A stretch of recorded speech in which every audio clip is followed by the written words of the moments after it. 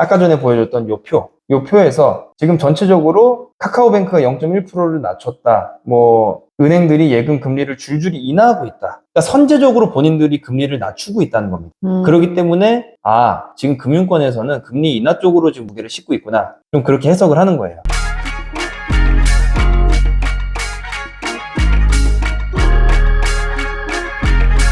반가워요. 안녕하세요.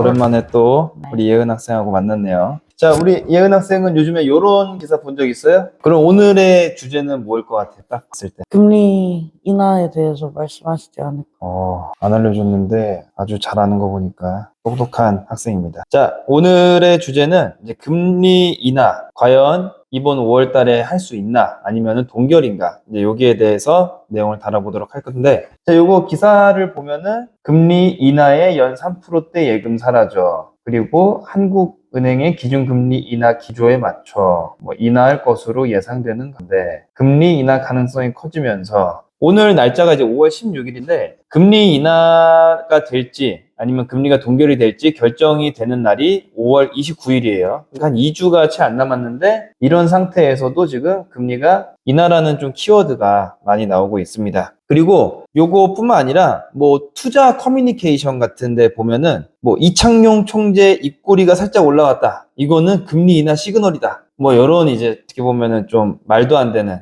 때로는 우스갯소리에 이런 것도 이제 얘기가 나오고 있습니다. 자, 근데 그러면은 정말 5월 29일 날에 한국은행이 기준금리를 내릴 수 있을지 이제 오늘은 이 질문에 대해서 정면 승부를 걸어보겠습니다. 자, 그러면은 금리 인하라는 얘기가 왜 나왔냐? 자, 우리나라의 기준금리는 몇 프로일까요? 예. 아까 봤죠? 2.75%입니다. 이거 보여주면 안 되는데. 근데 솔직히 알고 있었어요? 네. 2.75인 거 알고 있었어요? 예. 생각보다 경제에 관심이 좀 많이 있네요. 이런 학생이. 필요에 의해서. 필요에 의해서. 그건 또 약간 또 슬픈 얘기 같기도 하고. 자, 요거를 보면은 지금 현재 기준금리는 24년도 10월 달에 한번 0.25%를 낮추고 11월 달에 0.25%를 낮추고 올해 2월 달에 0.25%를 낮춰서 최종적으로 현재 2.75%가 됐습니다. 그리고 그 이후부터는 현재까지 이제 동결 중인데 최근 들어서 인하설이 슬슬 나오는 이유는 간단해요. 물가도 잡혔고 경기는 좀 많이 안 좋고 미국도 금리가 안 올라가니까 이제 좀 내려야 되는 거 아니냐라는 이제 그런 얘기가 있는 거죠. 그래서 이제 애초에 금리를 올렸었던 원인들이 있는데 금리를 왜 올렸다고 생각해요? 그것까지는. 그것까지는 네. 지금 뭐 결과만 알면 되는 결과만 거니까 필요에 의해서. 네, 필요에 의해서. 그 당시에 이제 금리를 올렸었던 거, 그러니까 22년도에 금리를 막 올리기 시작했는데 미국에서 그때 그 금리를 올렸던 원인은 바로 물가입니다. 물가 상승률이 너무 높아가지고 그 당시에 금리를 올렸었는데 지금 그 원인이었던 물가를 잡았죠. 현재 우리나라 한국은행에서 목표 물가가 있어요. 이게 몇 프로일 것 같아요? 보기로 주실 수 있어요. 보기로 객관식 1번 1%, 2번 2%, 3번 3%, 4번 4%, 5번 5%. 2번 2%. 와, 대단한데, 오늘? 감사합니다. 물가 안정 목표제라고 해서 이제 한국은행 홈페이지에 적혀 있는 건데 2%를 기준으로 하고 기준은 전년 동기 대비입니다. 이 물가라는 거는 전월 기준이 있고 그다음에 이제 전년 기준이 있고 이제 그러는데 전년 기준으로 했을 때 2%가 현재 한국은행의 목표입니다. 자, 그러면은 현재는 몇 프로? 한 3.8%. 3.8%? 자, 오늘 처음으로 틀렸는데 현재는 어머, 왜 2.1%입니다. 너무 배포가 크게 생각해. 2.1%. 그렇다는 얘기는 거의 지금 목표하고 근접하다는 얘기예요. 그러니까 이게 0.1% 미달성이니까 뭐 낮춰주는 건 안 돼. 이렇게 나가지는 않겠죠. 이제 2.1%면은 뭐 거의 2%나 이제 똑같은 거니까 일단은 물가 같은 경우에는 목표 달성률을 잃었고 그런 와중에 사람들은 너무 힘들다고 지금 아우성을 치니까 이제 금리를 인하를 해야 되는 게 아니냐 이제 이런 목소리가 나오는 거고 그러다 보니까 이제 명분은 이제 확실히 있는 거죠. 자, 그러면은 이 금리하고 여태까지 물가 상승률하고 요거를 이제 비교를 해봤을 때 어떻게 되는지도 표도 준비를 해봤는데 자, 물가 등락률 아까 전에 그 표에서 이런 것들만 좀 넣었습니다. 요게 그 당시에 기준 금리들이고 그 다음에 여기 있는 보라색 선, 요 보라색 선은 2%란 뜻입니다. 자, 현재 2.1%이기 때문에 살짝 높아요. 그리고 요때 24년도 10월 달에 금리를 한번 낮췄는데 쭉쭉쭉쭉쭉 물가가 내려가다가 이때 낮추니까 확실히 좀 올라갔어요. 근데 아직도 2%보다는 한참 아래죠. 그러다 보니까 여기서 한 번 더 낮춥니다. 그래서 이렇게 물가가 계속 오르고 있다가 계속 오르는 상태니까 물가를 낮추진 못해요. 아니, 금리를 낮추진 못해요. 그러다가 이제 조금 잡히는 것 같으니까 2월 달에 한 번 더 금리를 낮춘 거고, 현재는 그 상황이 유지가 되는 겁니다. 그러다 보니까 금리 같은 경우에는 정말 이 물가하고 연동되게끔 우리나라가 그렇게 조절을 하고 있구나라고 보면 돼요. 자, 근데 어쨌든 목표 물가 지수만 보고선 금리를 정하지는 않습니다. 여러 가지를 놓고 정해요. 자, 그러면은 우리 객관적으로 이 물가 말고 어떤 것들이 이 물가를 지금 인하를 하는데 또는 동결을 하는데 이게 의견이 좀 이렇게 가고 있는지 그걸 한번 살펴볼 건데, 경기가 어렵다 계속 얘기를 해요. 근데 우리가 잘 생각을 해보면은 매년 경기가 좋다라고 얘기했던 적은 없어요. 언제나 어렵다라고 했었고, 지나고 나서 보면은 그때 경기가 참 좋았었구나 이렇게 얘기를 하는 건데, 근데 지금 올해 같은 경우에는 사실은 조금 체감이 다릅니다. 실제로 너무 많이 어려운 것들이고, 요즘에 같은 경우에는 잘 되는 사업이 거의 없는, 옛날에 그래도 경기가 안 좋다 하는 거는 장사가 안 되는 사람들은 항상 경기가 안 좋아요. 하지만 그 와중에 잘 되는 사람들은 있었는데, 요즘에는 잘 되는 업종 자체가 별로 없는 것 같아요. 예를 들면은 뭐 빵집, 그럼 그 빵집 몇 개 엄청 잘 나가는 곳만 잘 되고 전반적으로는 다 안 돼요. 밥집도 마찬가지고. 그러다 보니까 이 경제 성장률이라는 거를 이제 매년 발표를 하는데, 이거를 매번 발표를 하고 나서 몇 달 있다가 또 수정을 해요. 그래서 올해 경제 성장률이 한 1.5%쯤 될 것 같은데 하다가 경기가 너무 좋은데 올해 한 2%로 수정해야 되는데, 이렇게 수정한 적이 없어요. 1.5 내가 너무 세게 불렀는데 0.8 뭐 이런 식으로 맨날 낮추고 있는데, 이게 지금 이제 경제 성장률이고 전년 대비 지금 1.4%인데 여기서 올해는 이제 한 0.8% 정도로 한다라고 해요. 이게 경제 성장률이 높은 거는 우리가 소비도 많이 하고 그 다음에 수출도 많이 하고 그렇게 해서 많이 벌어들인 돈으로 또 투자도 하고, 이 투자가 또 다시 돈을 벌어들이고, 이렇게 돼야지 경제 성장률이 느는 건데, 지금 모두가 돈을 아끼고 있습니다. 그러다 보니까 정말 돈을 안 쓰는 상황이라서 실제로 우리 젊은 사람들도 취미가 많이 바뀌었어요. 불과 한 2년 전, 3년 전에 코로나 때만 해도 젊은 사람들의 취미가 골프였어요. 근데 지금은 취미가 뭐죠? 주식인가? 주식은 요즘에 사람들이 잘 안 하죠. 장이 재미가 없으니까. 재밌습니다. 재밌다고요? 요즘 돈 좀 벌었나요? 아니요, 하락세를 보는 게 재밌어요. 남들이 안 되는 게. 네. 아니, 그렇게 이거- 말하시면 안 돼요. 이런 우리 방송에서 그 아니, 얘기하면. 그 말하면 안 돼. 그런 게 아니라. 취미가 뭐로 바뀌었냐? 근데 주식에 돈이 안 들어간 사람 입장에는 떨어지는 게 재밌죠. 왜냐면은 떨어진 상태에서 내가 들어가야지 내가 벌 수 있는 게 맞는 거예요. 이게 뭐 나쁜 얘기는 아닌 거고. 근데 아무튼 지금 스포츠 중에서 저요? 헬스? 요가? 헬스 요가가 필라- 요즘 유행인가? 유행? 필라테스? 운동이 유행이 돼요. 러닝 러닝 크루 요즘에 엄청 하고 있잖아요. 맞네요. 골프가 엄청 유행이었다가 테니스로 유행이 갔다가, 테니스가 유행이었어요? 되게 트렌드에 민감하지 못하는데 우리 예은 학생이. 그래서 아무튼 요즘에는 러닝입니다. 그렇죠. 근데 러닝은 1원 한 장 안 들이고도 할 수 있는 게 러닝이에요. 근데 이제 그에 비해서 골프는 일단 기본적으로 채를 사야 됩니다. 그리고 연습이라는 게 필요해요. 러닝은 그냥 하는 게 연습이자 실전인 건데, 골프는 엄청나게 연습을 해야지만 본격적으로 자기가 운동을 즐길 수가 있어요. 그러다 보니까 들어가는 돈 자체가 차원이 다르죠. 근데 요즘에는 이런 젊은 사람들의 취미마저도 돈을 안 쓰는 취미가 될 정도로 사람들이 돈을 안 씁니다. 자, 그러면은 지금 경제 성장률이 이렇게 떨어지고 있다는 것도 어찌됐든 간에 금리 인하를 시사하는 요소 중에 하나이고, 또 다른 거는 바로 환율인데, 지금 예은 학생 이거 보자마자 좀 어지러워하는 것 같은데. 기분이 별로네요. 어지러워요? 이거를 설명을 들으면 어렵지 않아요. 이게 뭔지 모르는 상태에서 이 표를 보면 좀 어지러울 수 있지만, 이거는 현재 원달러 환율이 대략 한 1,400원 정도 된다. 즉 1달러를 우리 1,400원을 줘야지 이제 살 수 있다는 건데, 이게 지금 우리 트럼프가 취임을 했을 때가 한 요 정도 때쯤이에요. 근데 이 당시에 엄청나게 환율이 뛰었어요. 그러다가 요 정도 상태로 유지가 되다가 관세 이슈 때문에 이렇게 떨어졌죠. 근데 이거 이외에도 이전에도 1,300원대를 유지를 하고 있었고, 그 전에 우리나라를 생각해보면 보통 1,100원에서 좀 높아봐야 1,200원 정도였는데 지금은 1,400원 정도입니다. 근데 여기서 중요한 거는 금리를 떨어뜨리면은 이게 올라갈까요? 떨어질까요? 올라가죠. 찍은 거죠? 아니에요? 아니, 올라가잖아요. 왜 올라갈까요? 저희 금리를 떨어뜨려. 우리 금리, 우리나라 금리. 환율 했을 때 차이가 나니까 뭐 설명 못하겠어요. 아, 맞아. 이 머릿속으로는 어렴풋이 있는데 설명 못하는 경우가 있는데, 그거는 왜 그러냐면은, 금리를 낮춘다라는 거는 이자를 적게 준다는 얘기죠. 그쵸? 네. 만약에 예은 학생이 100만 원을 은행에 맡겼는데, 금리가 10%야. 그러면은 10만 원을 준다는 얘기고, 금리가 1%면은 만 원을 준다는 얘기니까. 그러면은, 금리를 낮춘다는 얘기는 외화가 안 들어. 다른 나라 돈. 다른 나라 돈도 이런 것도 결국엔 다 투자인데 다른 나라 돈들이 우리나라에 돈을 넣지 않습니다. 더 금리가 높은 곳에다가 돈을 넣게. 예를 들면은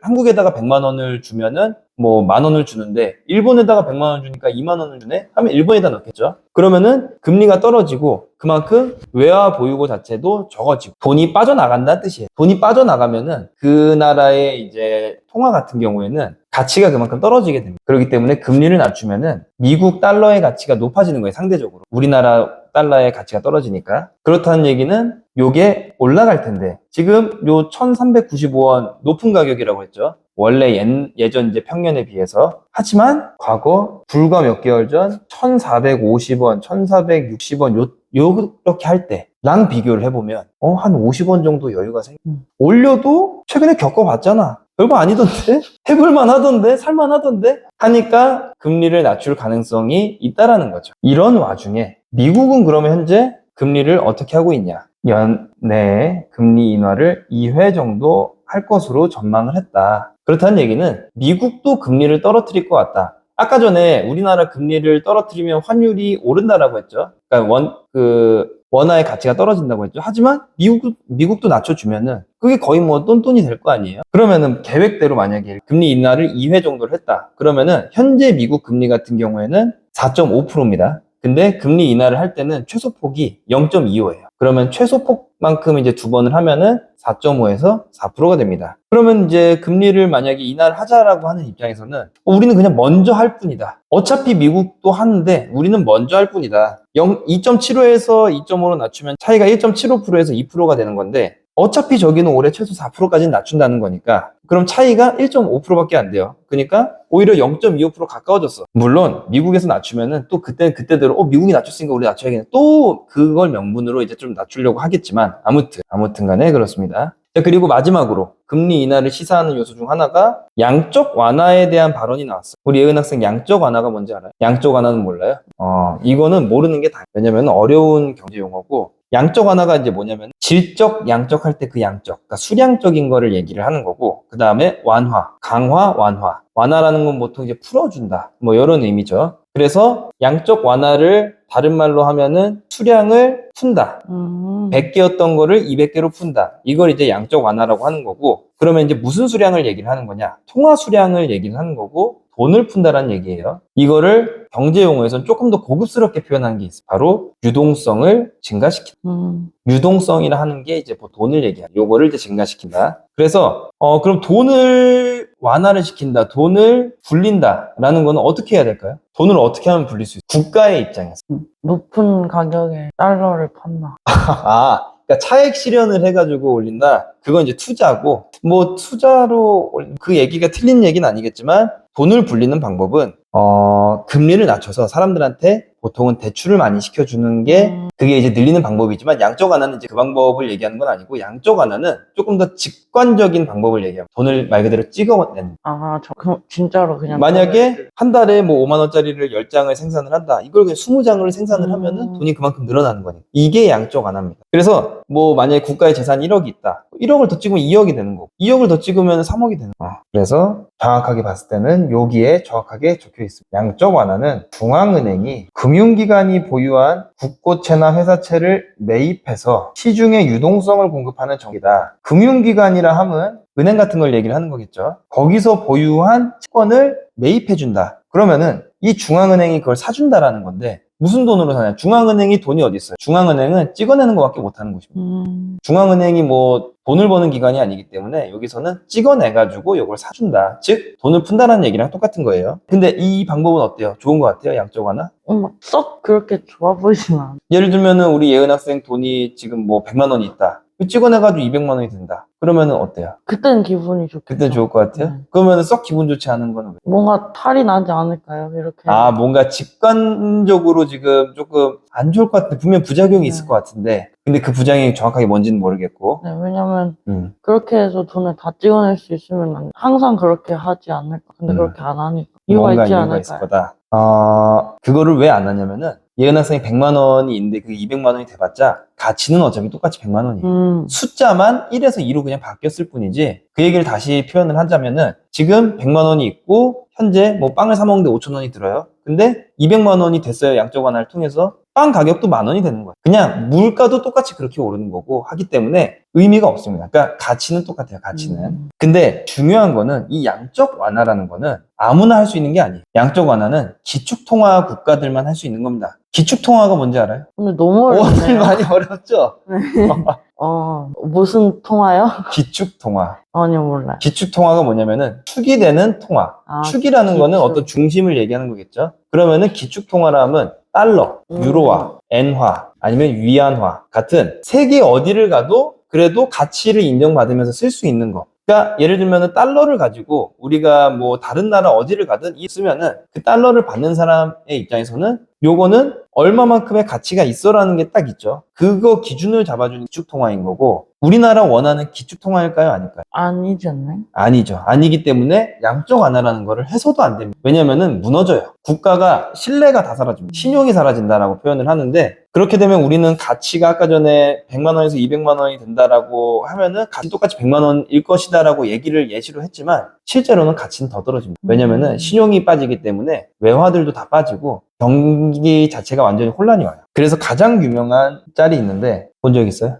이거를 본 적이 없으면은 수업 시간 때 공부를 열심히 안 했다는 거고. 좀 안 하긴 했어. 아, 그래요? 다른 거 연습. 요게 뭐 같아요? 벽돌 아닌가요? 벽돌처럼 보이죠? 흑백 사진이라서 돈 뭉칩니다. 이 사람은 20대 정도의 엄마로 보이고 이 사람은 자녀로 보이죠. 둘 다 10대 청소년이죠. 이 사람도 청소년인가요? 그럴 수도 있어요. 네. 근데 중요한 거는 애가 가지고 놀고 있다는 얘기, 돈을.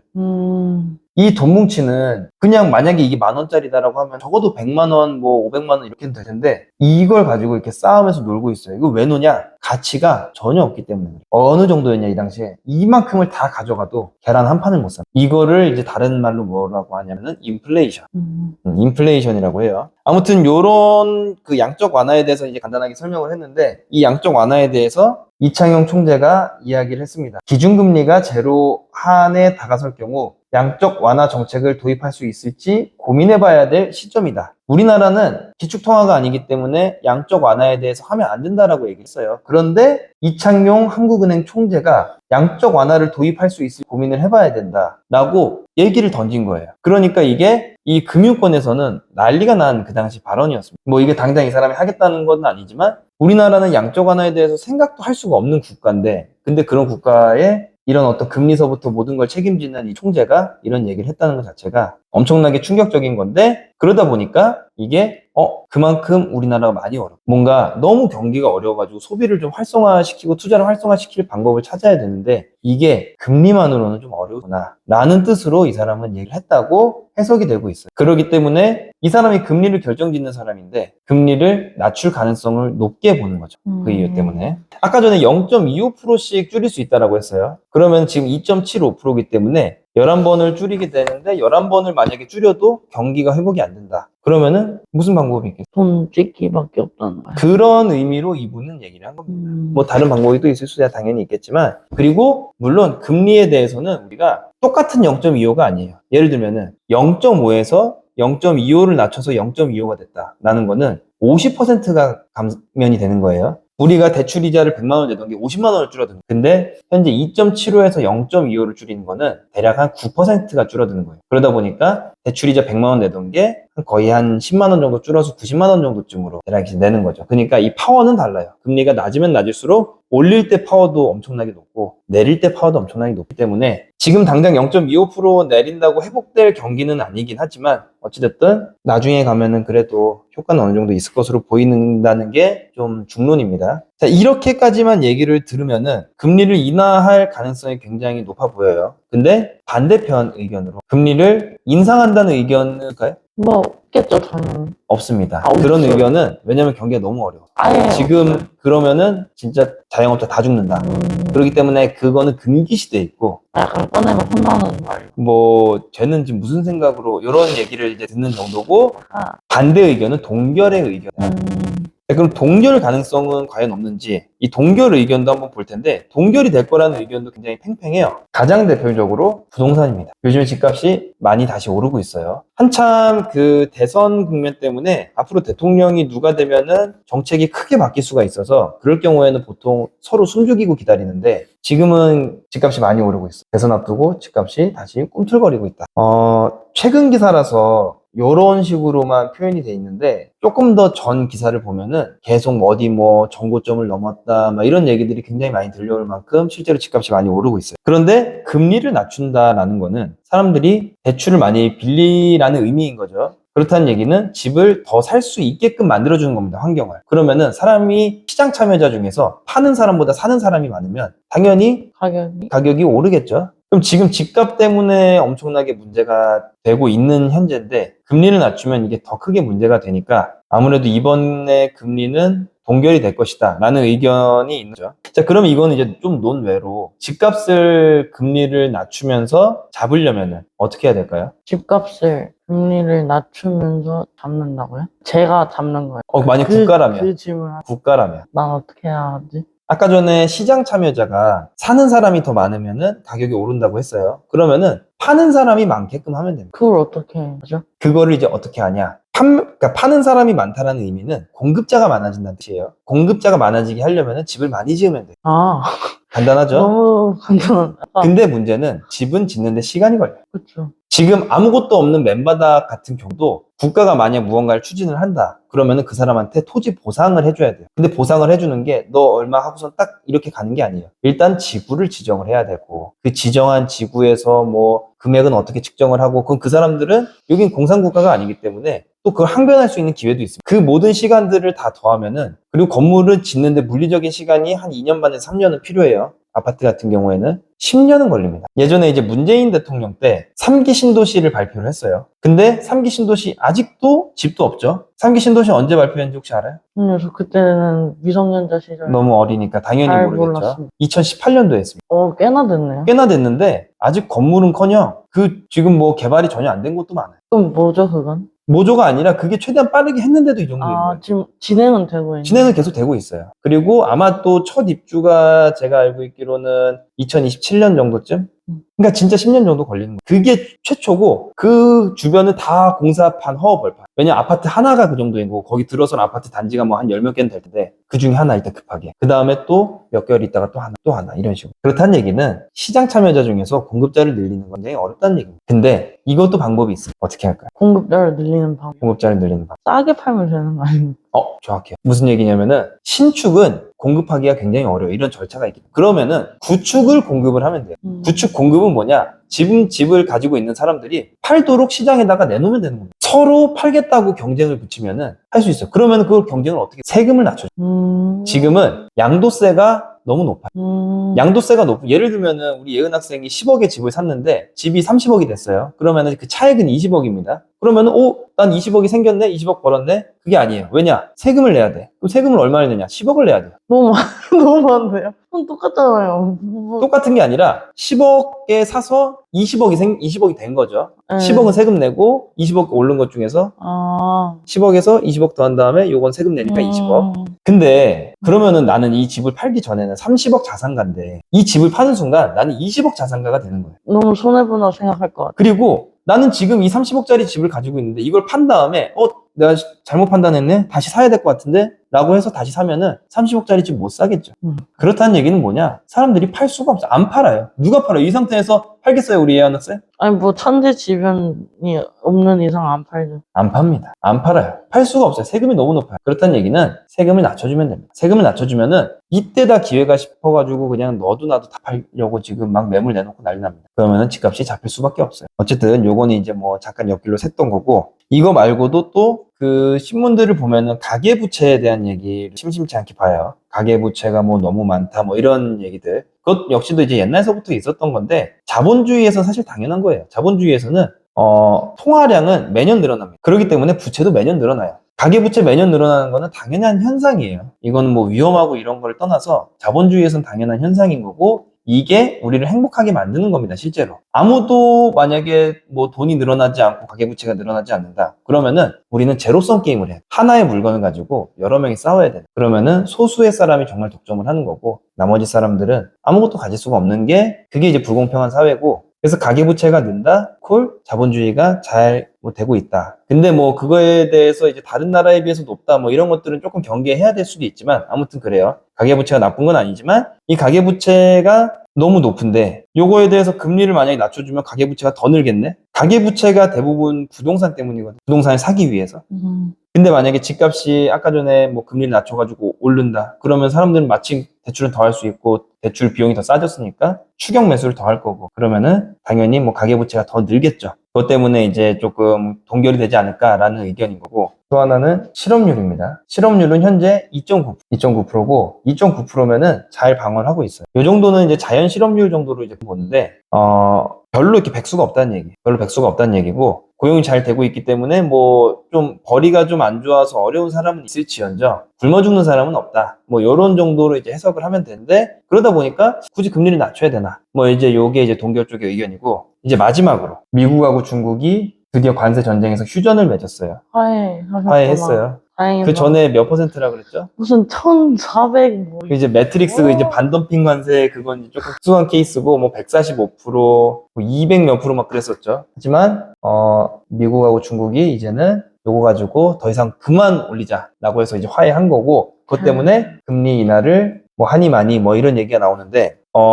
이거 때문에 금리를 인하는 건 아니에요. 왜냐면은 관세로 인해서 경기가 많이 어려웠어요, 최근 몇 달 동안 미국의 그 전체적인 투자 지수도 많이 줄고. 근데 휴전을 했으니까 투자 지수가 다시 많이 늘었습니다. 미국이 실제로 주가 지수가 많이 올랐는데, 그것 때문에 미국이 원래는 경기가 어려우니까 거기도 금리를 낮추려고 하다가 금리 안 낮춰도 될 것 같은데? 라는 의견으로 좀, 그래서 이 표는 아까 전에 보여준 표거든요. 기억이 날지 모르겠지만 또 들고 온 거예요. 아까 전에는 금리를 낮출 거다라는 의견에서 이걸 보여줬던 거고, 지금 금리를 동결할 거다라는 의미에서 보여준 거예요. 서로 다른 의견인데 똑같은 걸 가지고 이제 근거 자료를 쓰는 건데, 여기서 봐야 될 건 뭐냐? 금리 인하 전망 2회로 낮춰. 원래는 3회였다는 얘기.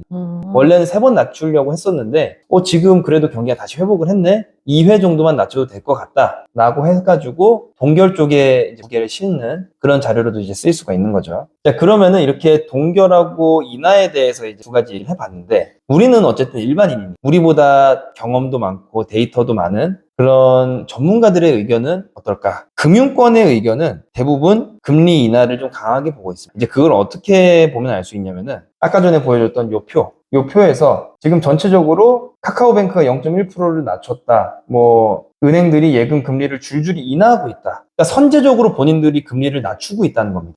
그렇기 때문에 지금 금융권에서는 금리 인하 쪽으로 지금 무게를 싣고 있구나. 좀 그렇게 해석을 하는 거예요. 근데 그러면은 요것도 잠깐 이제 옆구리로 세자면은, 금리가 낮아진 다음에, 아직 낮아진 게 아니잖아. 낮아진 다음에 낮춰도 문제 없을 텐데 왜 미리 낮출까요? 선제적으로? 지금 낮추는 게 나중에 낮췄을 때보다 손해가 줄어서.